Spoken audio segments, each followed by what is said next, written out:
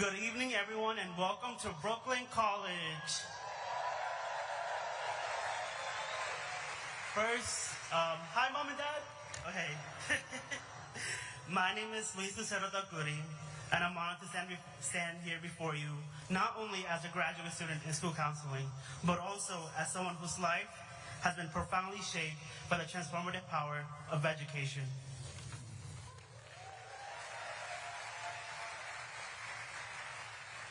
So, I earned my undergraduate degrees in childhood education and psychology here in 2022. And today, I have the privilege of serving as president of the graduate student organization, advocating for the voices, needs, and aspirations of our graduate students.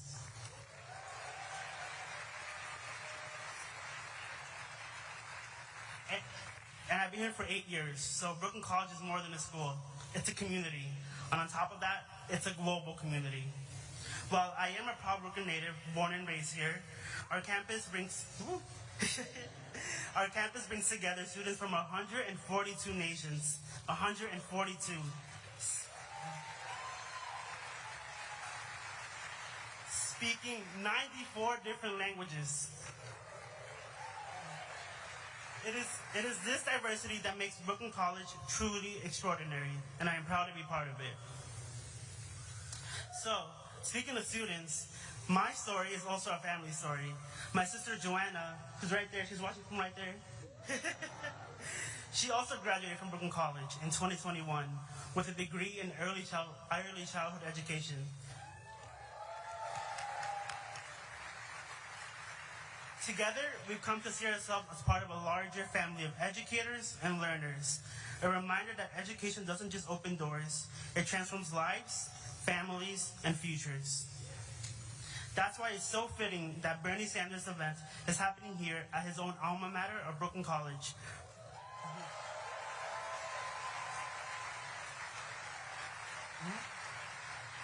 Recognized by Forbes as the #1 college in the nation for student return on investment. You heard that right, #1 college. Round of applause for that. That distinction reflects the real opportunities this college provides for students from every background to pursue their dreams. Tonight, we are privileged to welcome two leaders who embody these same values of service, dedication, and community. Senator Bernie Sanders,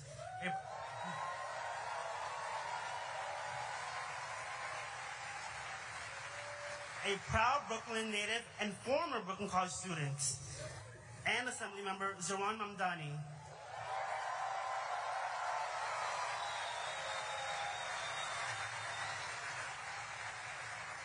A dynamic voice in New York State Assembly. Now, the moment you've all been waiting for it, I know. Now, please welcome to the stage New York Assemblymember Zohran Mamdani and Senator Bernie Sanders.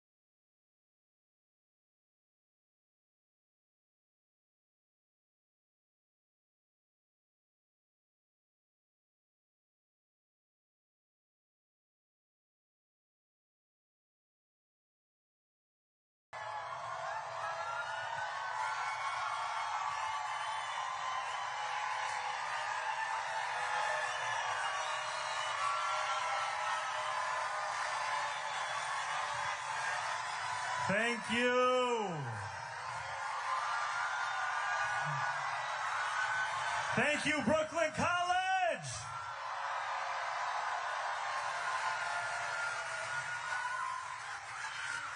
What an honor. What an honor it is to be here with you today.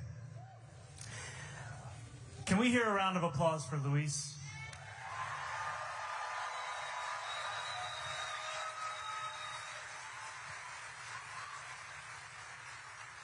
And a round of applause for incredible elected officials that we have here from the city, the state, the federal level who are here with us tonight.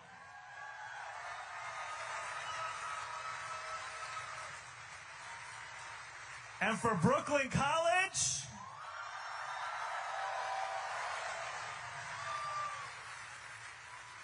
And when I sit next to Senator Sanders, I always have to ask, is labor in the house?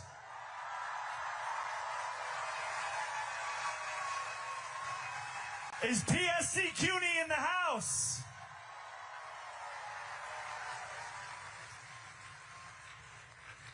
I cannot begin my remarks this evening without first acknowledging PSC CUNY and the incredible members that we have here. And the fact that no faculty member should be disciplined for supporting Palestinian human rights.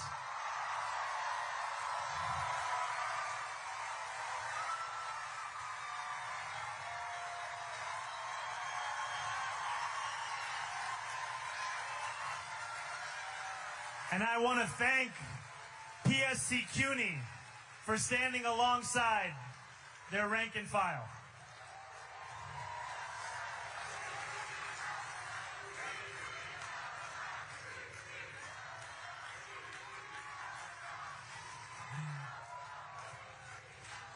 And it is an honor to be here alongside Senator Sanders, Senator Bernie Sanders.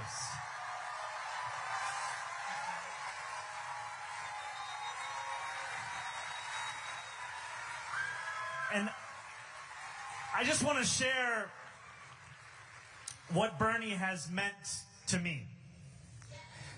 It was Bernie's campaign for the presidency in 2016 that gave me the language of democratic socialism to describe my politics. And it was Bernie's Queensbridge rally on October 19th, 2019. That was the first political event of my campaign for state assembly. Now, that was unbeknownst to Bernie and his team. We were canvassing the line to get into his rally. We were asking for $1, $5, $10, emails, whatever we could. And we did that, and we walked inside to this rally, and I remember the electrifying feeling we felt of a campaign reborn and a movement reborn alongside every single borough of this city. And when Bernie walked out to Back in Black by AC/DC, those who were there remember, we felt as if possibility was a fact of life. And his campaign continued to inspire so many of us. And as I ran for state assembly for the many months beyond that, we continued to look to him and his campaign and his vision as the compass for the work that we wanted to do in electoral politics. And we knew that while everyday New Yorkers did not care very much for a New York State Assembly race, that if we just had a watch party for a Bernie debate, we could finally get them. We could just get them if we said it was about Bernie. And I share this because I know that for so many here, it is a similar story. It is a similar story of seeing yourself in a movement, in a campaign, in a politics that you were told for so long was impossible to find.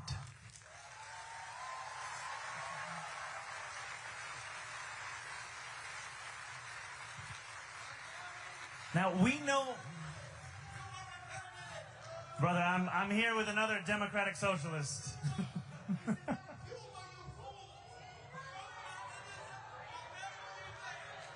Thank you, my friend.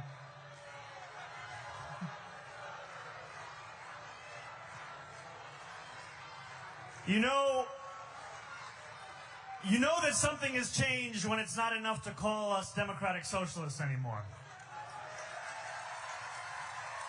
Because He knows what we know, which is that the fight for each and every person to live a dignified life is a fight that is very popular across this country.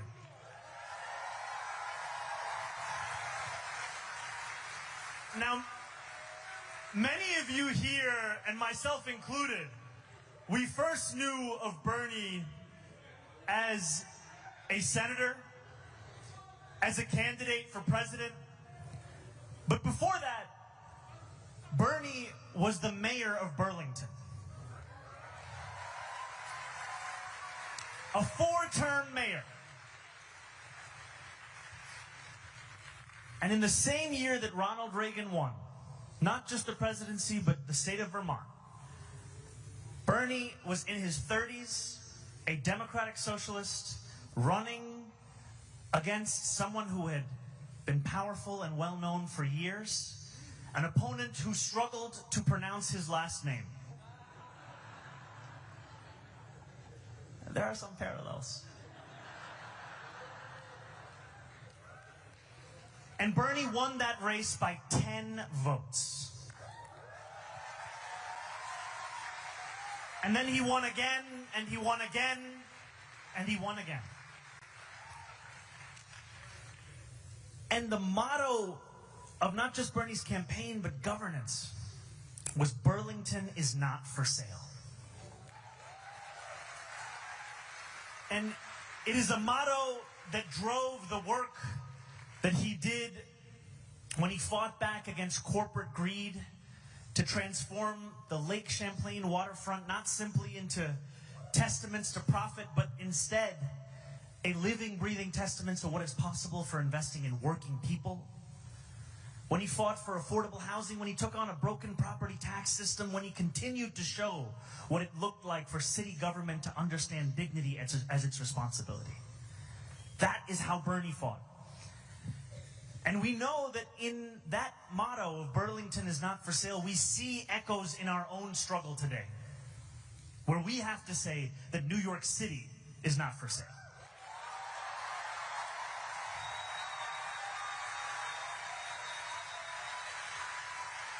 New York City is not for sale to Donald Trump's billionaire donors. It is not for sale to corporations like DoorDash. It is not for sale to corrupt politicians like Andrew Cuomo.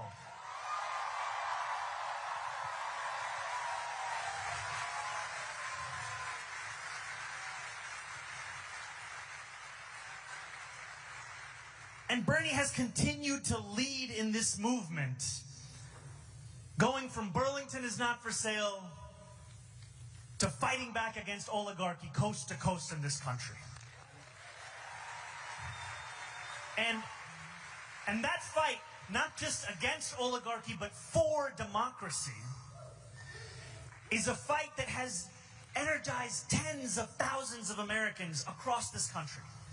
It has shown once again that politics is something that can be powered by ordinary people, with not just a rejection of authoritarianism, but a belief in what is possible as well.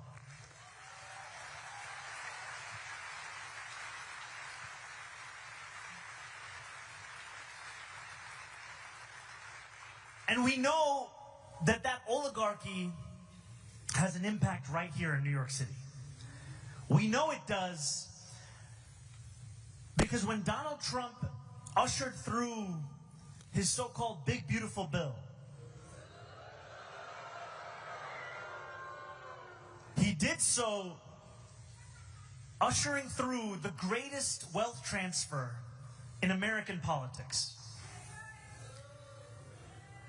His legislation will throw millions of New Yorkers off of their health care. For a man who campaigned on cheaper grocery prices, it will cut SNAP benefits for the hungriest among us. And all of this to give more money to those who already have more than they know what to do with. That is the fight that we are seeing taking place here. The interconnectedness of an attack on working people, all to enrich those same billionaire donors that gave us Donald Trump's second term. That is the fight that unites us across this country in this moment. A fight where we make clear that this is a city where we will choose our own mayor.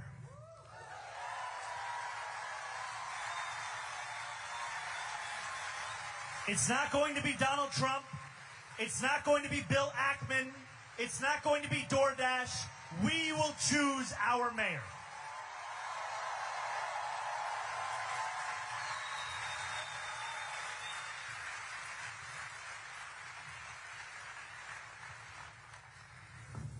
And we know that this fight is not an easy one. It was not an easy fight for Bernie when he led Burlington. It was a fight that took every single thing, every single day. But are you committed to continue this fight? I need to know, are you committed to continue this fight? Because I want to be clear, we are not just here together with the message to come out and vote in November, though that is critically important. We will continue to organize beyond the election. We will continue to organize because we have an agenda to win. The promises we have made are promises we must keep. And so together we will freeze the, make buses fast and deliver universal. We will freeze the, make buses fast and deliver universal. We will do these things and we will do them together.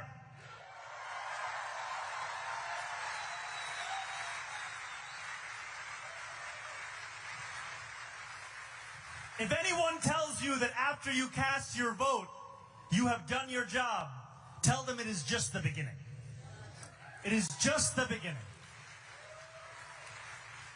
Because in a city where 1 in 4 are living in poverty, in a city where for the 9th consecutive year 100,000 children in our school system are homeless, in a city where 500,000 of those children go to sleep hungry every single night, it will take all of us to ensure that dignity is not only possible, but it is a reality for each and every New Yorker.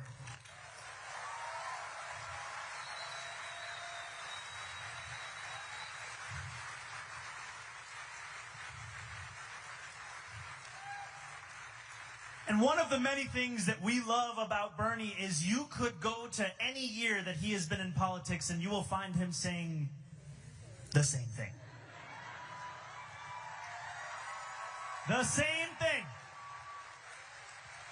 No matter if the photo is in black and white or it's in color, you know it's about income inequality, it's about justice, it's about dignity.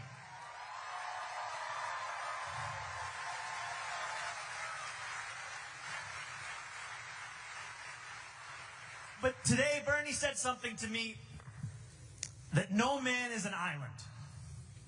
We are all in this struggle because someone brought it to us.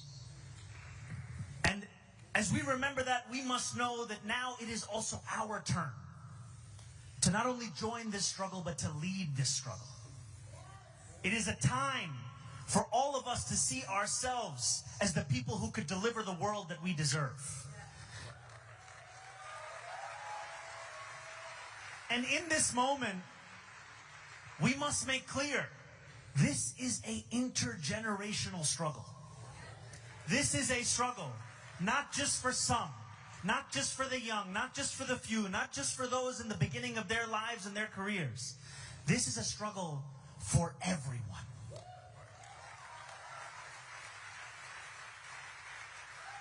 It is a struggle for everyone because it is about everyone. We talk about our vision. It is a vision of universality. It is not one where we ask you your name, where we ask you where you were born, where we ask you your religion, where we ask you your status.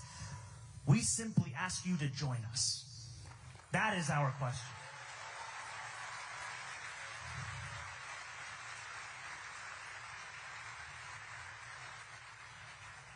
And so it is an honor to be here alongside an icon of our struggle.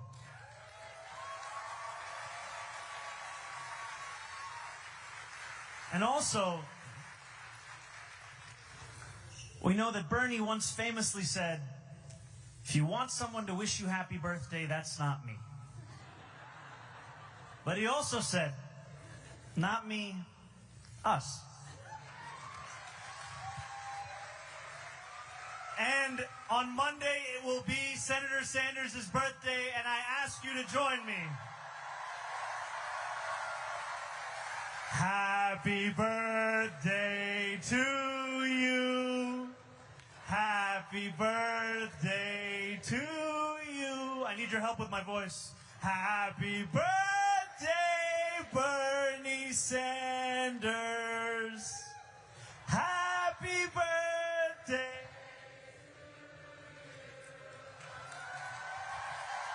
And now the senator from the great state of Vermont, Bernie Sanders.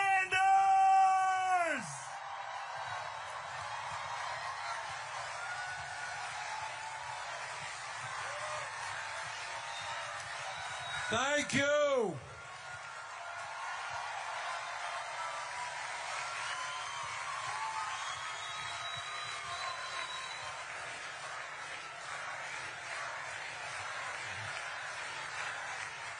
Thank you very much. And it is an honor and privilege to be with you this evening and to congratulate the next mayor of the city of New York,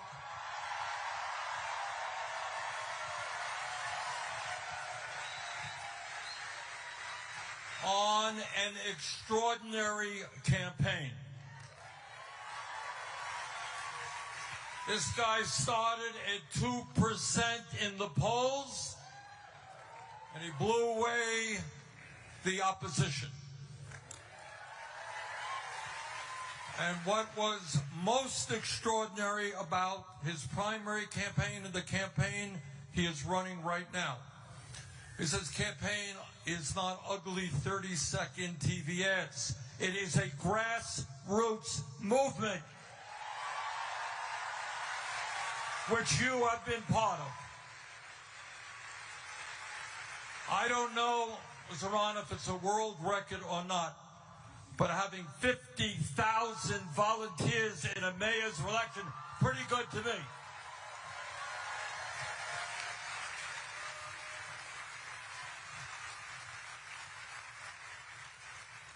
Now, as part of our Fighting Oligarchy tour, which Zohran is joining me on tonight, we have now been to 21 states. We have done 35 events for over 300,000 people from Maine to California.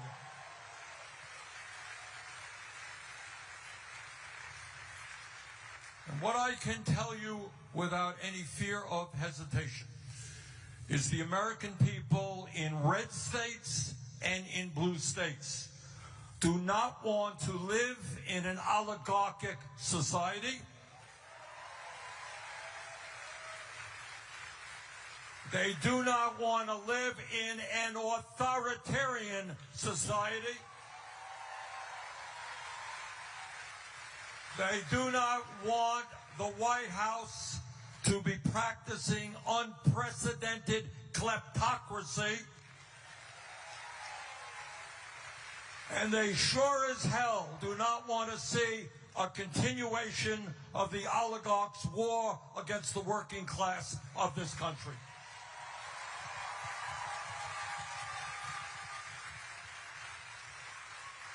And what Zohran's campaign is about is an understanding that today we are living in an unprecedented moment in the modern history of our country, and we have got to fight back in an unprecedented way.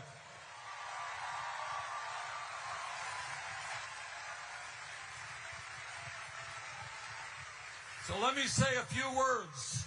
Let me just say a few words about what's going on in this country.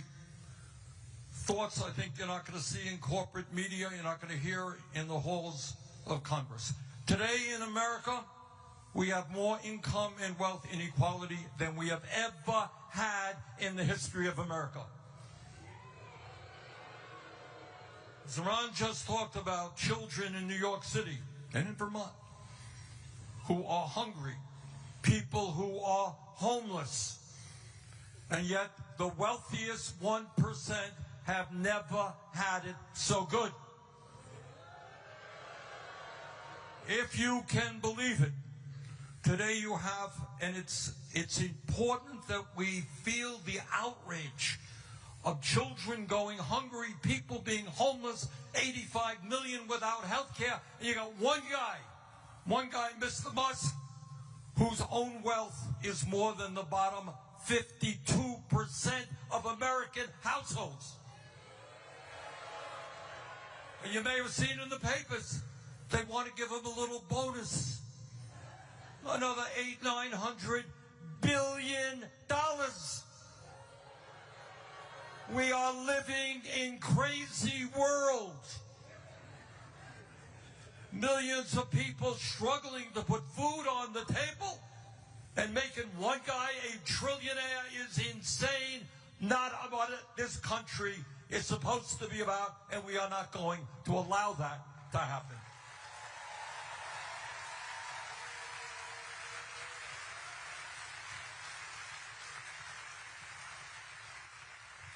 But it's not only income and wealth inequality. Today you have more concentration of ownership in America in every major sector: financial services, transportation, agriculture, media.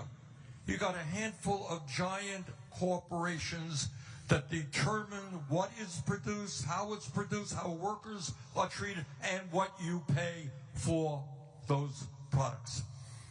But it's not just income and wealth inequality. It is not just a small number of people controlling our economy. You have 6 major media conglomerates that control in this country what 90% of our people see, hear, and read.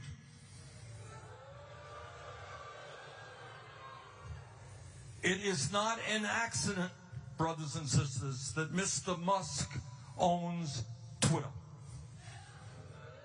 Not an accident that Mr. Zuckerberg owns Meta, which is Instagram and Facebook.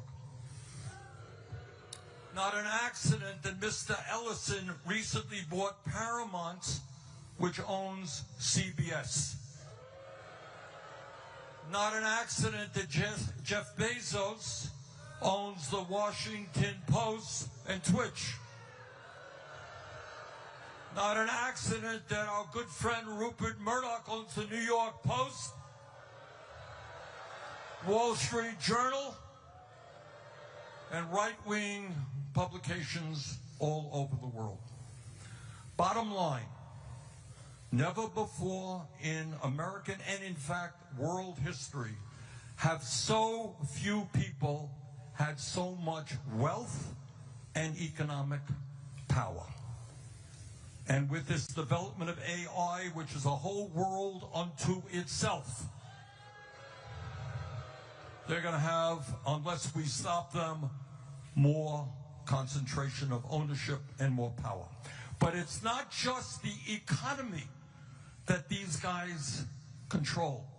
And that is what we're seeing and what makes this particular campaign of interest worldwide. These guys control, especially since the disastrous Citizens United Supreme Court decision, we have a situation where it is perfectly legal for billionaires to set up super PACs and spend hundreds and hundreds of millions of dollars supporting candidates who will protect the interests of the rich and defeating candidates who are trying to represent working families. So in other words, what you are seeing now is an oligarchy with enormous economic power and enormous political power in both political parties.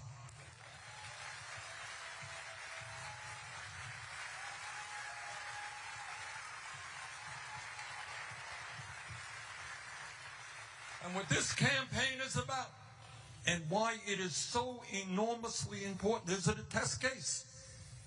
It is a test case of whether or not democracy is still able to prevail.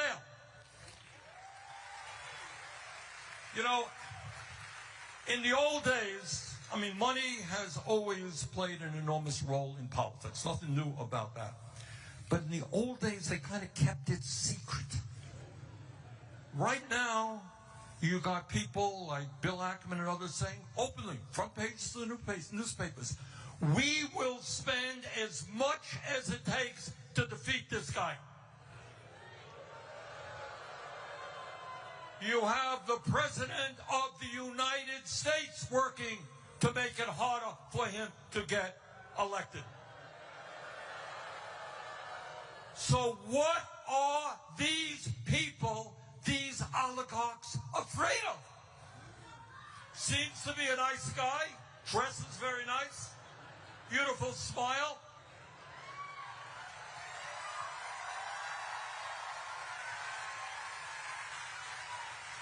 Unlike me, he's a pleasant guy. What the hell are they afraid of? And what they are afraid of, brothers and sisters, is not only the question of bringing justice to New York City. You know what they're afraid of? They're afraid of Mr. Mamdani becoming an example to what can happen all over this country.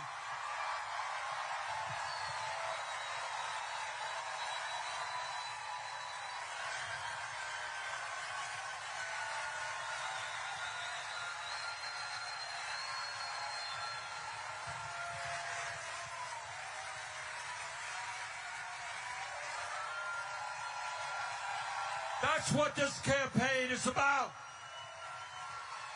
They are scared to death. If 50 or 70,000 people in New York City can get involved in the political process, that means that millions of people coast to coast can get involved and elect progressive leaders. That's what this campaign is about.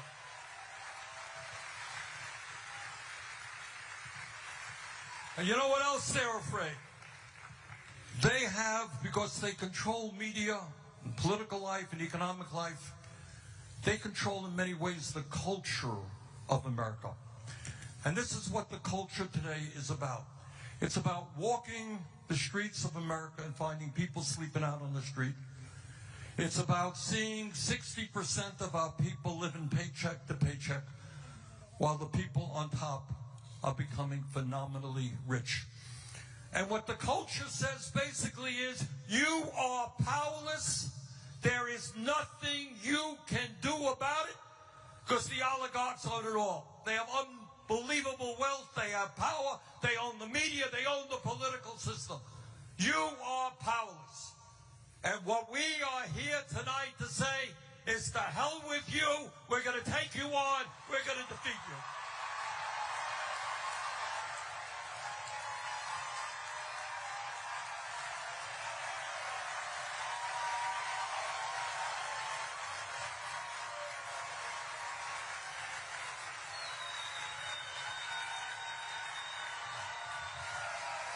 That's what this campaign, and that's what fighting oligarchy is about.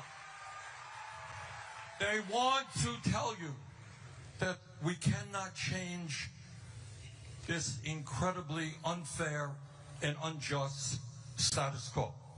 Think about what Zohran is campaigning on. Every psychologist in the world tells us that 0 through 4 are the most important years of human development, right?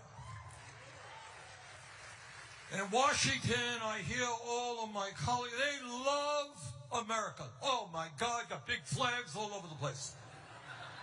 Well, if you love America, you love the children of America. If you love the children of America, you don't have hungry kids in Vermont or New York City. And you don't have a broken and dysfunctional and unaffordable child care system.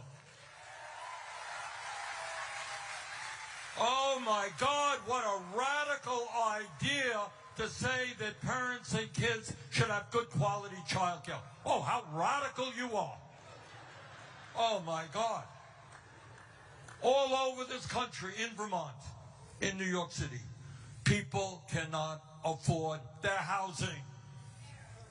Now, it's a funny thing. I did some calculations. I grew up, as some of you may know, about a mile away from here.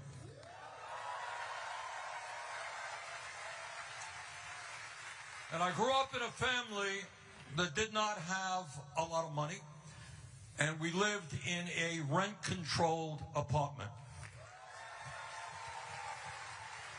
So my dad never made any money, but we were able to live with an element of security. And I did some calculations based on my dad's income. We were spending back then, Zohran, about 18% of our family's income on housing. 18%. Okay? First year of college, I went to Brooklyn College.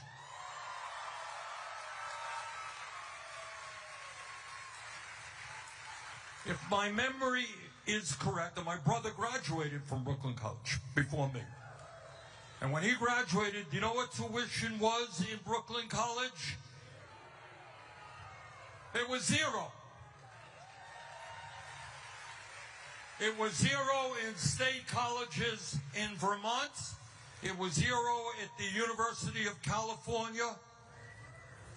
It was zero in many great public colleges and universities. What a radical idea. You want to make college affordable. Unheard of. We only had it 70 years ago.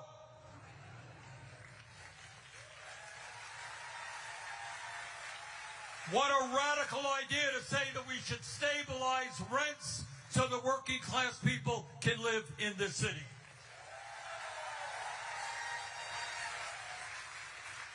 What a radical idea to say that working class families should be able to go into a grocery store in an area where there are food deserts and be able to afford decent quality food for their children. Oh, man. What a radical guy he is. What's the point? The point is you've been sold a bill of goods. You've been told that this is the best America can be. You've been told that it's okay for a few to have unbelievable wealth while 60% struggle to put food on the table and pay their rent. You've been told that it's okay that we got kids all over this country who give up the dream of a higher education because they can't afford it and don't want to go deeply into debt.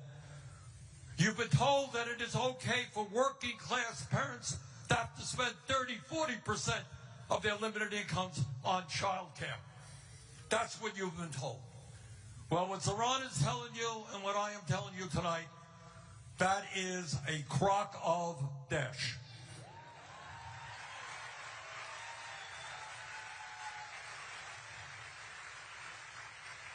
And here is the story that they don't want to get out. In the richest country in the history of the world, it is not a radical idea to say that every man, woman, and child in America can have a decent standard of living. That ain't radical.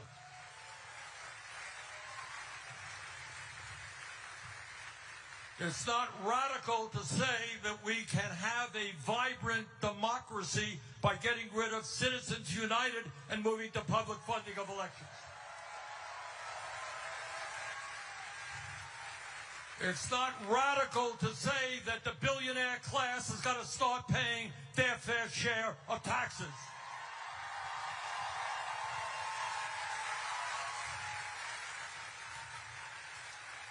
It is not radical to say that health care is a human right, not a privilege. And that we should not be the only major country on earth not to guarantee health care to every man, woman, and child. It is not radical to say that we should have the best educational system from child care to graduate school in the world.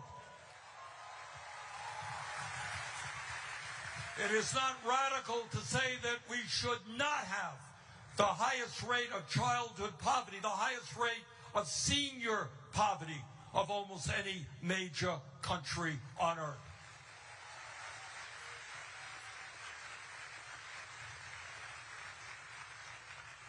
And by the way, it is not radical to say that we should have a foreign policy based on humanity and based on justice.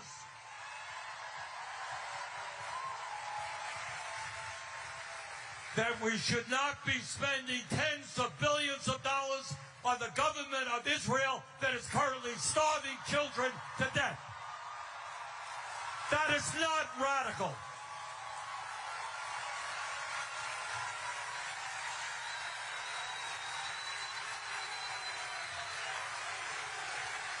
That is what the American people want. So, brothers and sisters, what this struggle is about, and let me not kid you, it's going to be tough. It is going to be tough because these guys, these oligarchs, they are very religious people. Their religion is greed.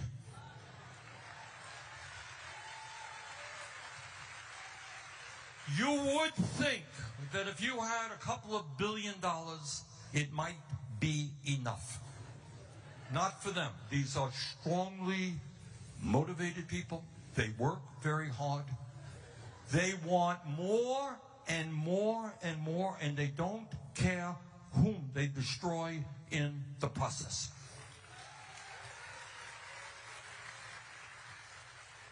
So they have the wealth, they have the power. But you know what we got? And that's what Zohran's campaign is showing. We have the people.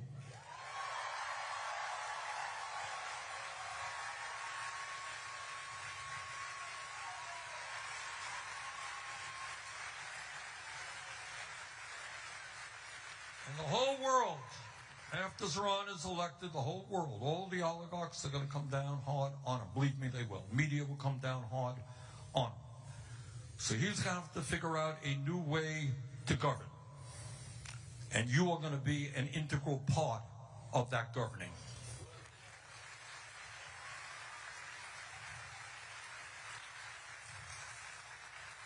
So brothers and sisters, I want to thank all of you for coming out in this difficult moment in American history. And I want to remind you what you already know. What's going on here in New York City in this campaign is being watched all over America, all over the world.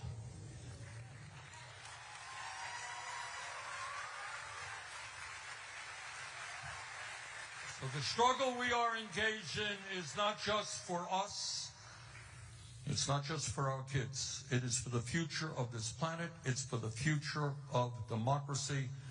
This is a fight we cannot and will not lose. Thank you very much.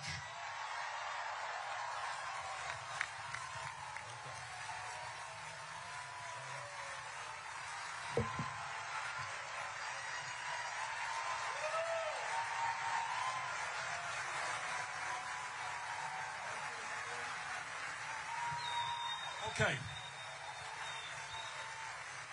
Okay, we have, Faz, raise your hand. Socrates, where are you? Jeremy, okay. We have a couple of mics going out there. We have time for a few questions. Make your question short and direct it to either Zohran or myself. Okay, I see you. Yes, right up here, ma'am. Yeah, stand up, wait for the mic. Be loud. Hi, I'm a teacher. My name's Heather. And this is my 23rd year teaching. I moved here in 2016, so I'm part of Tier 6. So I was just wondering what your plan was to help Tier 6 people, you know, get better retirement.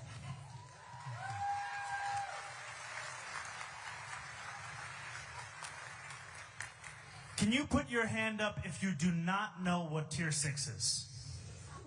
So I'm gonna do a little bit of an explainer. There has long been an understanding that if you... Oh, Andrew Cuomo cut the mics.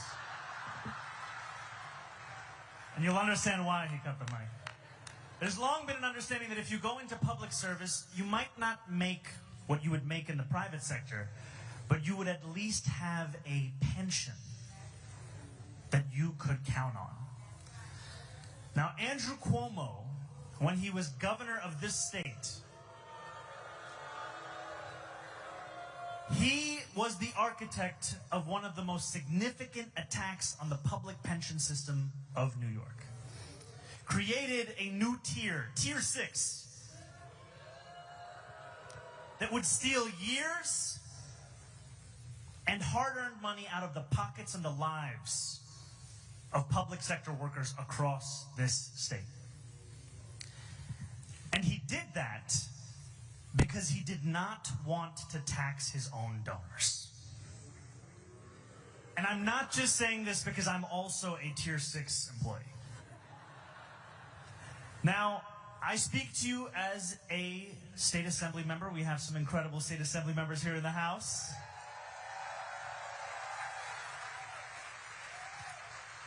Albany is a place where when the mayor comes, they have one of the biggest megaphones you could ever find. And the mayor's agenda is one that can influence what is considered important, a necessity, urgent, or what can simply be pushed along to another year. And one critical part of my Albany agenda, it's not just going to be winning the revenue to make buses fast and free, to deliver universal child care. It's not just going to be tackling a broken and inequitable property tax system. It is also going to be finally undoing the crisis of Andrew Cuomo's making and fixing Tier 6.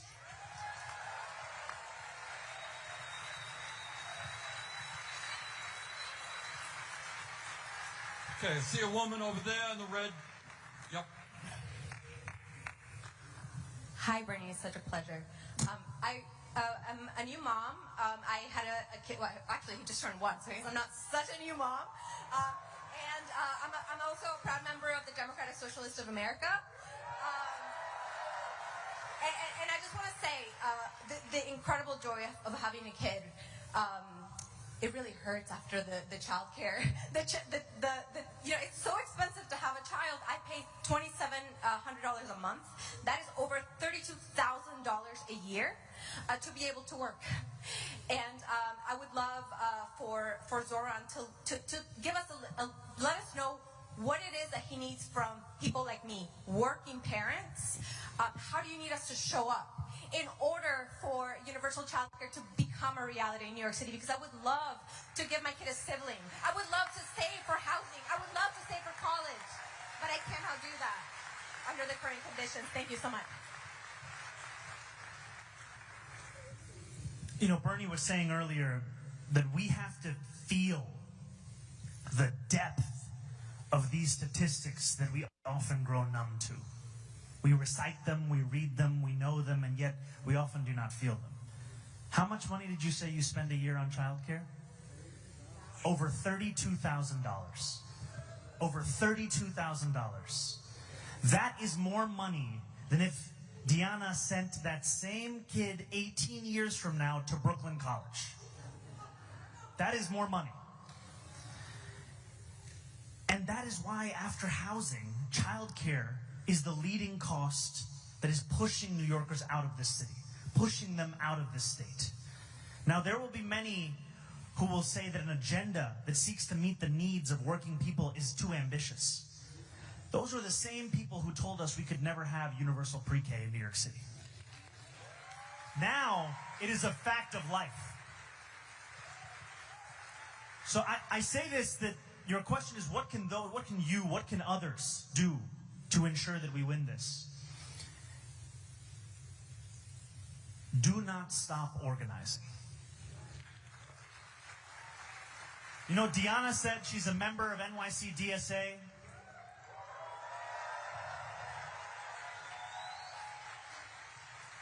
It's an organization that has a few members that are here. It's an organization that I've been a member of. And it's an organization that's also tabling right here at this event. And if you don't know more about it, you should go and talk to them. And I would tell you to join an organization, join DSA, join any organization that continues to remind you that you will be the ones to deliver this change. Because there's, as Bernie has said, there are myths we have been told about our politics. Myths about waiting and trusting the experts. But when you ask the experts to show their work, it is the life that we live today.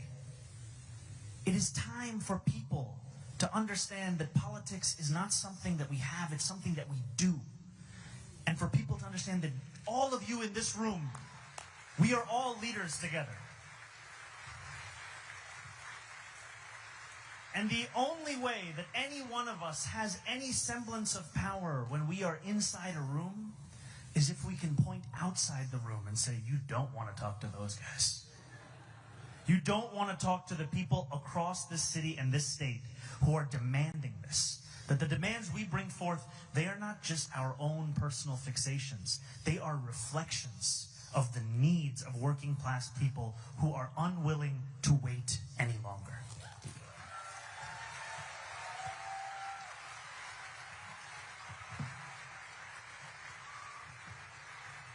If I could just very briefly put an apostrophe on what Zohran said.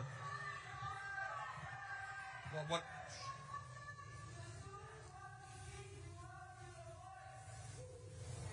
I'm sorry, Aaron.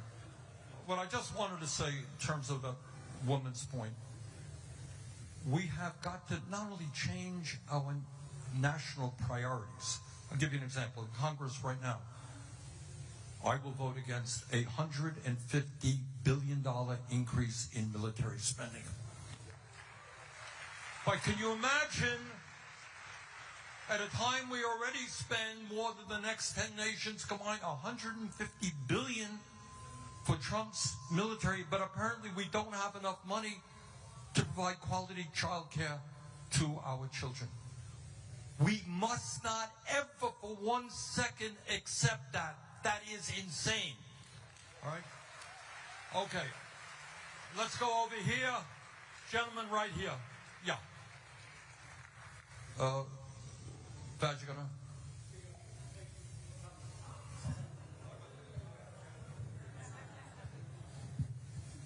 Hello, Senator Sanders. Hello, Mr. Mamdani. I'm Abdul Linus from Canarsie, Brooklyn.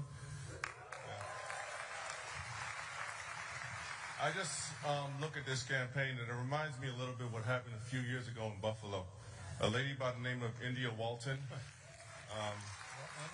ran and she defeated the Democratic incumbent. Right. But somehow that Democratic incumbent ran as an independent, and I've heard some schemy things were going on. He was able to somehow retain his seat. And it's almost like deja vu right now with Governor Cuomo. Well, Andrew Cuomo right now, who's you defeated, but he's back as an independent. And I don't know if it's a Democratic Party of New York. It seems like it's going on all over the country. I think Seattle, some lady named Wilson is winning and doing great. So how do we make sure that something not like this doesn't happen again, and it's just straight up, you win and have fair elections?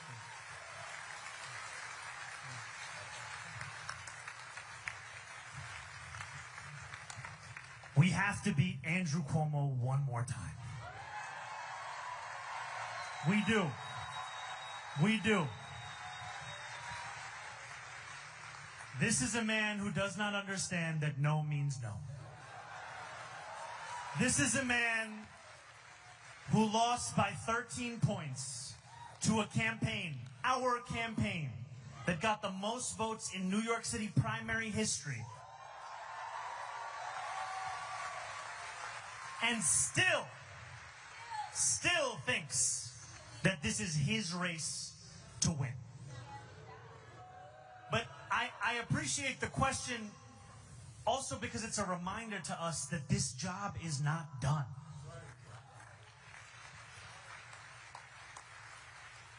The best way to prepare for January is by winning a mandate in November.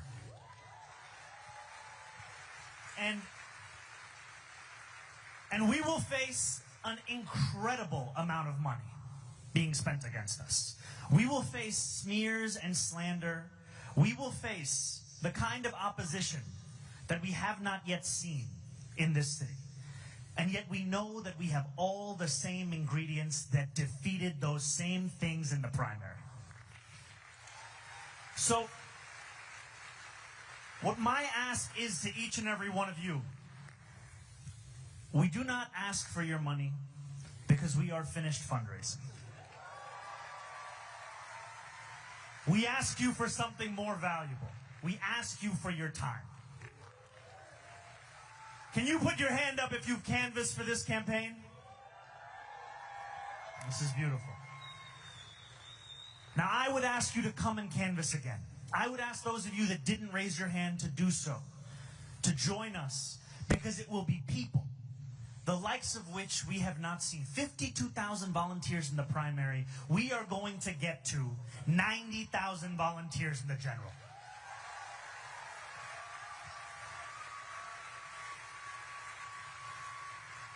I don't know if we've said that publicly, so to the field team, now we really got to get there. We're good? 90,000. We knocked on 1.6 million doors and made 2.1 million phone calls. And now we have to do it again. And I want to just say one last thing on this, which is that we know that Senator Sanders' politics, the vision, the ethos of this campaign, it's not just specific to Democrats. It speaks to people across party lines. On Election Day, I was outside Maria Hernandez Park in Bushwick. And I was walking, it was about 6 or 7 p.m., and I had, like many candidates, convinced myself this was the end. We were going to lose. And in that spiral of anxiety, a man came on his motorbike. He took off his helmet. I had no idea what he was going to say. He said, "Can I get a selfie?" I said, "Brother, have you voted?" He said, "I was told I can't vote in a primary." I said, "Who told you that?" I said, "Give me your driver's license. Let's look up your voter registration." He was a registered Republican. He's 18 years old, registered Republican. And I said, "You can't vote today, but if we win, you can vote in November." I tell you that story because there are so many other New Yorkers just like him who see themselves in this campaign, see themselves in this struggle, and they need someone to knock on their door, to call their phone, to let them know that they have a place in this movement because they have a place in this city. That's what we need to do. I want to, if I might, I want to add a point to that very good question. Maybe a little bit out of place here, but I want to do it. I find it a little bit strange that when we have a candidate who competed very hard against a number of other people in the Democratic primary, my understanding is you won that primary. Is that correct?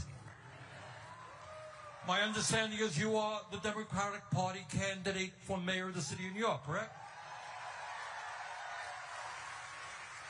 Now, apropos of that question, I find it hard to understand how the major Democratic leaders in New York State are not supporting the Democratic candidate.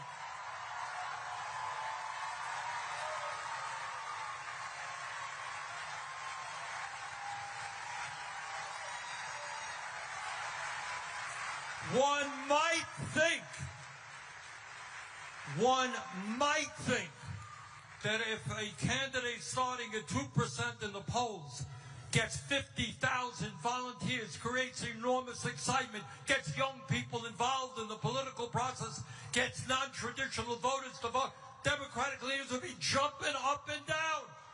This is our guy.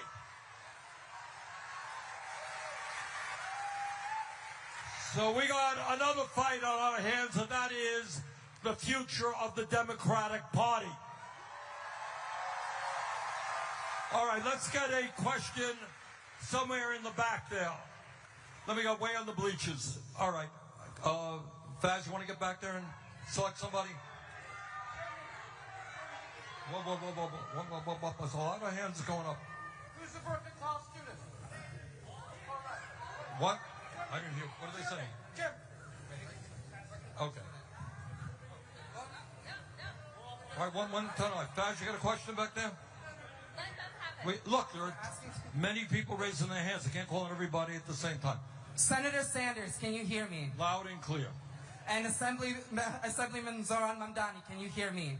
I too can hear you. My name is Danya. I'm a student here at Brooklyn College. I'm Jewish, first-generation American by Soviet Jews. I am also a trans woman, and I attend school here, and I was here back in May as a student and as a private journalist here during the encampment. Since then, 4 faculty members have been fired, and these are adjunct faculty members.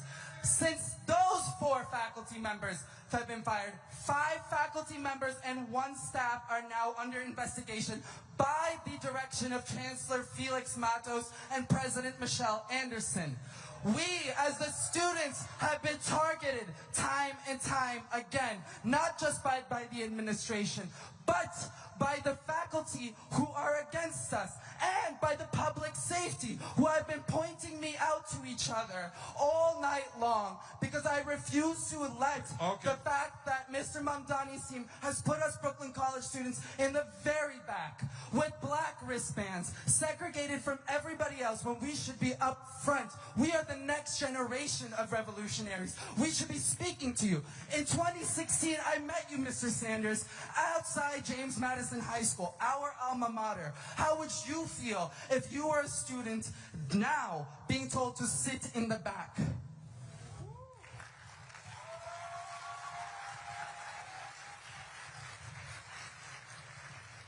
Thank you. Thank you for bringing this up. And I want to first address the points that you raised about the faculty members, about the repression. And the reason that I began my speech in solidarity with PSC. Can you all stand up if you're a PSC member?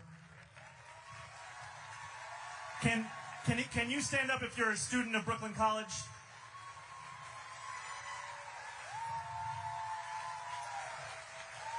What we have seen, and James, for a little dramatic effect, can I steal your hat? Thank you, James. Give it up for the head of the PSC, James Davis!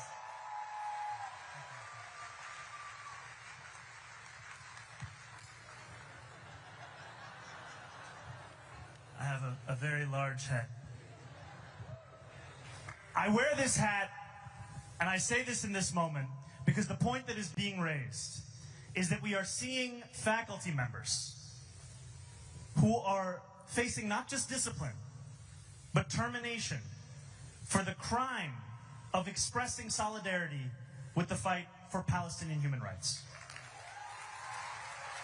And I know that this is a repression that is not unique to Brooklyn College. It is a repression that extends even to the ways in which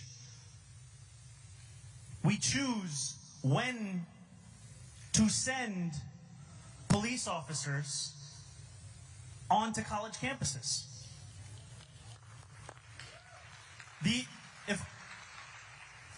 incident around encampments here at Brooklyn College, the decision to surge officers into that site is one that leaves students less safe than they were before.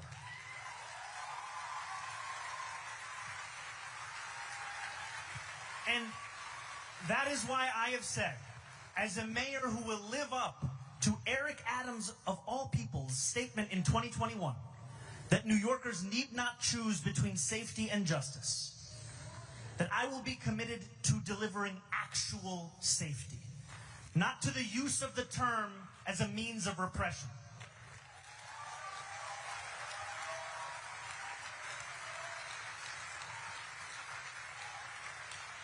And so this commitment is one that I do not just make as a candidate, it is also one that I will fulfill as the mayor of this city.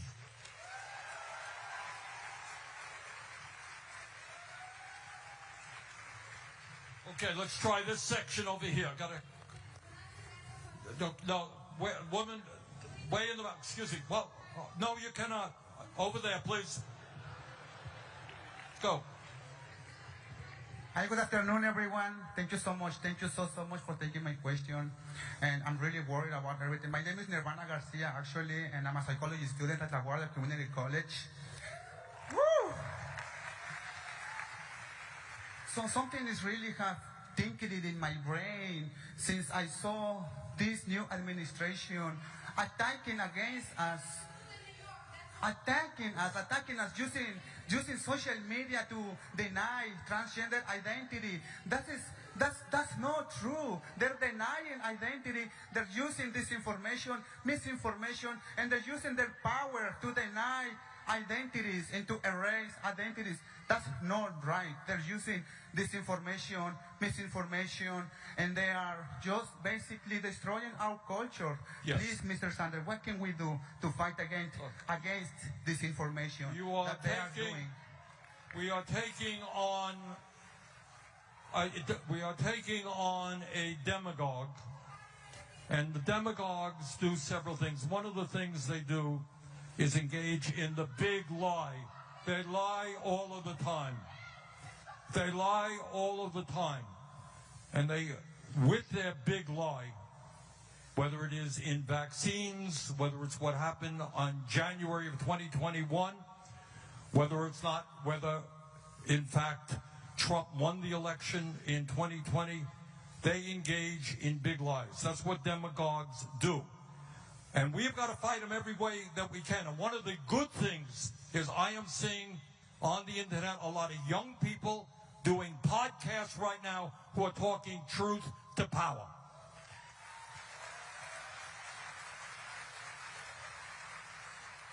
But you got to fight back, because the cornerstone of what Trumpism is about is a big lie, and you're right. All right, other questions? Okay, young lady right here. All right, yeah. Hi, Mr. Sanders and Mr. Mamdani. I'm so excited to talk to you guys. Here's my question. So basically, I'm going to sit down because I have a lot of spine issues. So here's my question.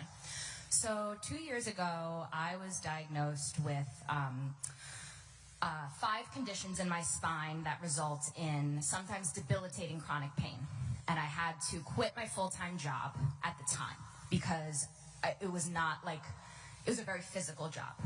It was an education-related job. I signed a contract in March to be a first-grade teacher this school year, and 3 days before I was supposed to start, I learned that the school would not accommodate my physical disability.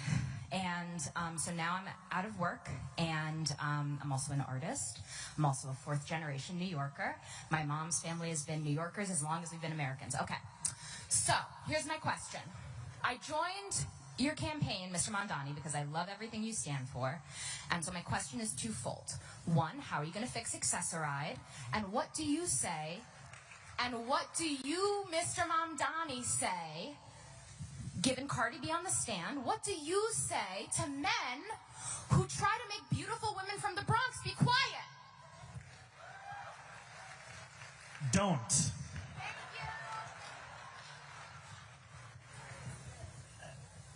You know, and I think I have to say that every time I sit and talk to Senator Sanders, he will always bring up health care.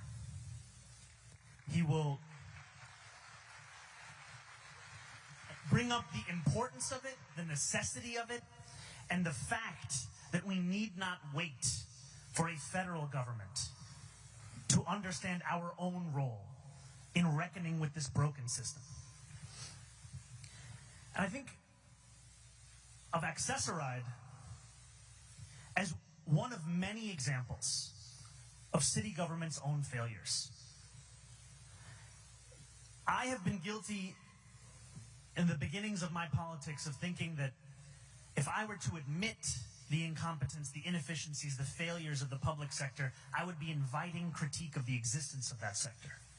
But when you do not admit those things, when you do not reckon with those betrayals, those failures, you make it seem as if you do not care about the outcomes of that sector. We have allowed the right wing to take language of efficiency, of fraud, of waste, of quality of life as if it is their own. It should be the cornerstones of progressive politics. And so to your point, accessoride. We can even go further with how so many New Yorkers get around New York City. More than 1 million ride the bus. We have to reckon with the failures. And one of the first things I will be doing when I get to City Hall, with the help of each and every one of you, is to audit the entirety of the work that we do and that we fund. Because we need to deliver excellence. We need to ensure that public transit, that accessoride, these are not the things that only those who cannot afford something else turn to. We need to make them so good, so reliable, so dependable, that no matter how much money is in your pocket, you say, I'm going to use this. That's what we have to do.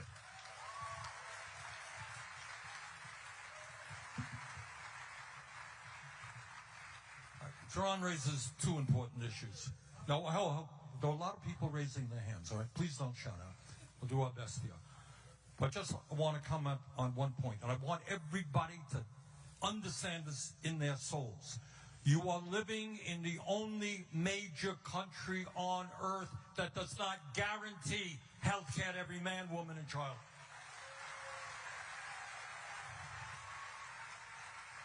Over 40% of Americans who are struggling with cancer go bankrupt or deplete their life savings. That's 500,000 people go bankrupt because of medical bills. That is cruel, immoral, absurd.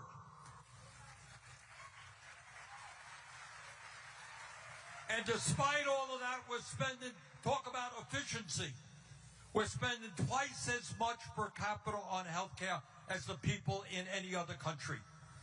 We should have the best gold standard healthcare system in the world, not one of the worst. So that's a fight we've got to wage and not ever give up on. All right, I see a woman right there, right in the middle, in a white blouse. Yes. Yeah, ma'am. Yes. Stand up.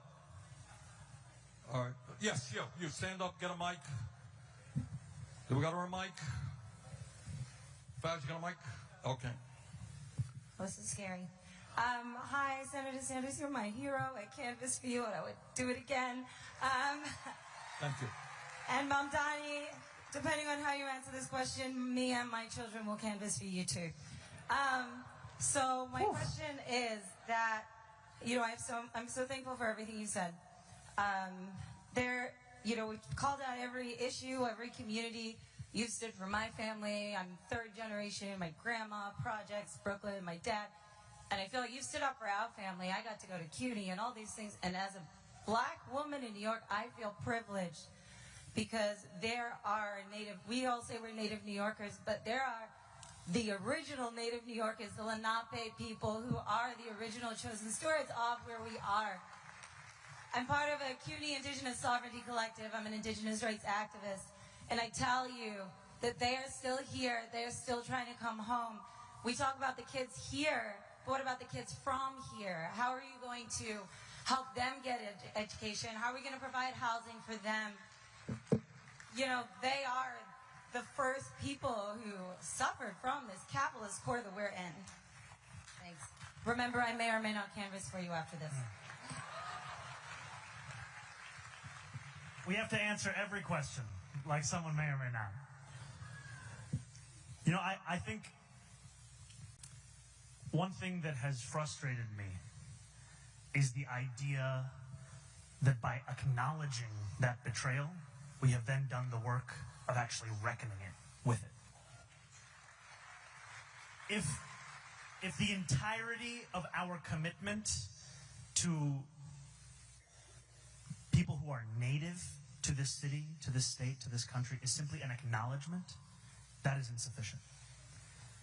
And I have spoken often about the universal commitment that we have across this city, but it will also take a lens to understand what are the specific ways in which we have let people down. What are the specific ways in which we have refused to learn from our own history? And I will tell you with honesty that there is so much for me to learn and for so many of us to learn about the ways we can actually meet that requirement. And I tell you this because oftentimes in politics, it's seen as if we have a theory of one great person who simply has all of the ideas and they're coming to deliver us into the future that we deserve. When I was speaking earlier and I went through freezing the rent, making buses fast and free, delivering universal childcare, the idea of making buses fast and free was not my idea. It was an idea that I had given to me in a meeting with another New Yorker who was passionate about transit, Alicia Singham Goodwin. When we were having meeting after meeting about our campaign to fix the MTA, we were soliciting people for advice of what do you think we should do. And I share this with you to say that I look at you and to everyone in this crowd as the potential source of the answer to how we actually reckon with it. Because I have an interest in actually answering that question. Thank you.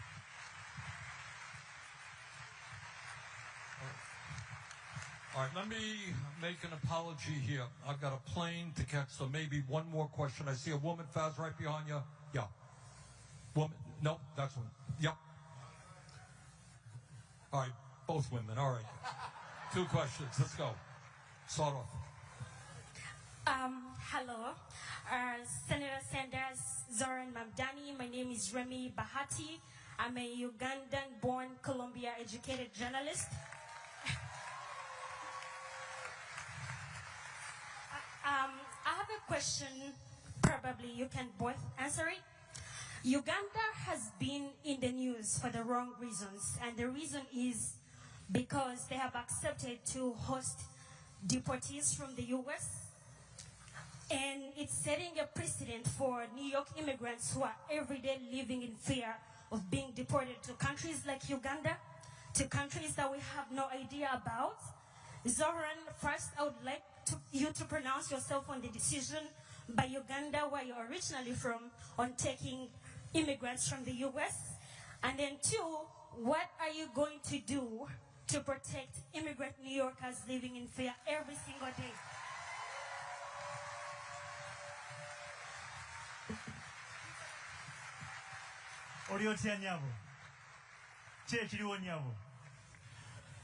So I have to say a few words in Luganda to begin, because I'm a New Yorker, I'm an American, and also Ndimuna Uganda.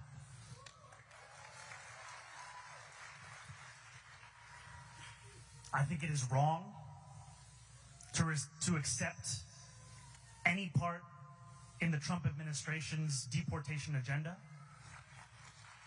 It is wrong.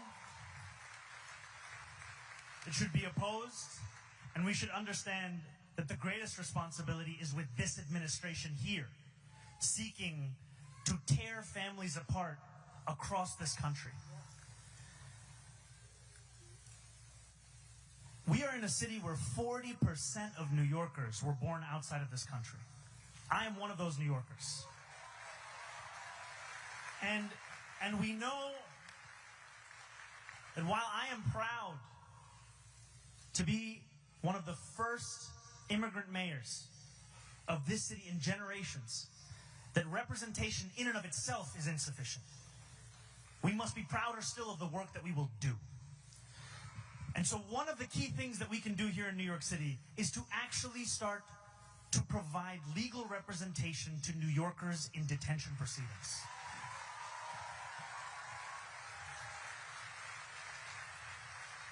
There are tens of thousands of New Yorkers who are in immediate danger of deportation. And City Hall has only assisted fewer than 200. Fewer than 200. And the reason is not simply an illustration of our values that we are betraying that. It's because we know that this is effective. Just the mere act of having legal representation in that proceeding increases your likelihood to go home to your family by 11-fold. 11-fold. And so one of the first priorities of my administration will be to increase funding by tens of millions of dollars to scale up this program such that we do everything in our power to ensure that immigrant New Yorkers are not living in fear across this city.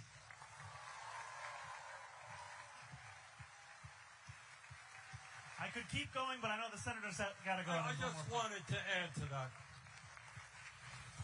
This idea of picking people up off the street with men who have masks around their faces, throwing them into vans, taking them to God knows where, and then deporting them to countries where they know nobody, is beyond unspeakable. It is disgusting. It is what takes place in two-bit dictatorships. That's what happens in dictatorships, not in the United States of America. So in Washington, we have our responsibility to stop that ugly behavior. All right, last question, woman in the back there. Yeah, ma'am. Hi, thank you so much for the time. My name is Samantha. I'm a labor rights activist. My question was going to be, thank you. My question was going to be about protecting immigrant populations because so frequently they are the ones who are being exploited in the workplace. But since you have already answered that beautiful question, thank you so much, from this wonderful woman in front of me, could I ask how you're going to protect this city from the National Guard coming in?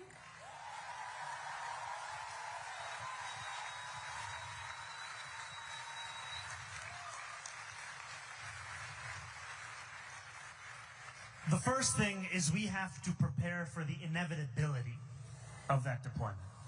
We cannot try and convince ourselves that because something is illegal, Donald Trump will not do it. We have to be prepared, and we have to be clear-eyed. And we have to understand that it will take every single tool at our disposal.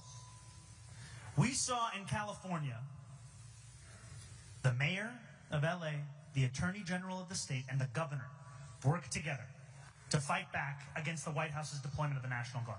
They filed a lawsuit. A federal judge just recently found in their favor that the deployment of the National Guard was illegal. I give you this example because partnership is critically important in fighting back against Donald Trump. Can you imagine Andrew Cuomo working together with Tish James and Kathy Hochul to fight back against the deployment? Why would he fight back when it's Donald Trump that's trying to get him elected right now? But it's not enough to just file that lawsuit. We also have to ensure that we make clear that if Donald Trump is interested in helping New York, which is the premise of all of these deployments, of cleaning up our cities, he should undo the legislation that he has passed that is attacking this same city. Because when I meet New Yorkers, I hear from them how they already can't afford this place. I hear from them how it is further and further out of reach. And this legislation, this is going to tear the fabric of our city apart. That is where his focus should be, and that is what all of us will be fighting for.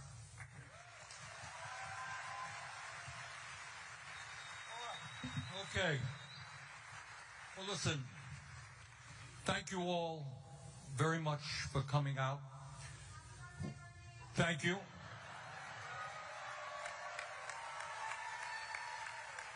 You know, getting to be 50 years of age, Zohran, it's not that easy. Pretty hard. All right. There you go. All right. Brothers and sisters, I think what we have heard tonight from the questions, from Zohran, from me, these are unprecedented and difficult moments in our history. But you know what? This country has gone through difficult moments in the past. The essence of Trumpism is dividing us up. What we believe is bringing our people together. They are the 1%. We are the 99%. Let us stand together. Let us defeat oligarchy and make New York and America the places we know they can become. Thank you all very much.